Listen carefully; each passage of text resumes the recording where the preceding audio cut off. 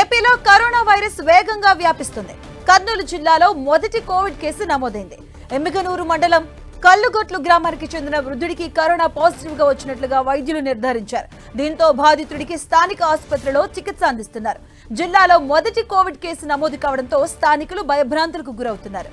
ఇక ఏపీలో మొదటి కరోనా కేసు పాజిటివ్ గా కర్నూలు జిల్లాలో ఈ కేసుని చేస్తుంది. ఎమ్మిగనూరు మండలం కల్లుగొట్లలో వృద్ధుడికి కరోనా పాజిటివ్ గా వచ్చినట్టుగా తెలుస్తుంది. అలాంటివైపు దేశవ్యాప్తంగా కూడా కరోనా మరోసారి విజృంభిస్తుంది, దడపుట్టిస్తుంది.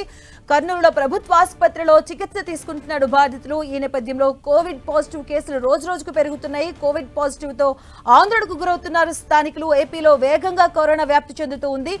కర్నూలు జిల్లాలో మొదటి కోవిడ్ కేసును గుర్తించారు అధికారులు. ఏపీలో వేగంగా వ్యాపిస్తుంది కరోనా. అలాగే మరోవైపు దేశవ్యాప్తంగా కూడా కరోనా దడపుట్టిస్తూ ఉంది. ఓవరాల్ గా చూసుకుంటే ఈ ఏడాదిలో 37 మంది కరోనా బారిన పడి మరణించినట్టుగా తెలుస్తుంది. కర్నూలులోని ఎమ్మిగనూరు మండలం కల్లుగుట్టలో వృద్ధుడికి కరోనా పాజిటివ్ గా నిర్ధారించారు అధికారులు. ప్రభుత్వ ఆసుపత్రిలో చికిత్స తీసుకుంటున్నాడు బాధితులు. ఈ నేపథ్యంలో భయభ్రాంతులకు గురవుతున్నారు స్థానికులు.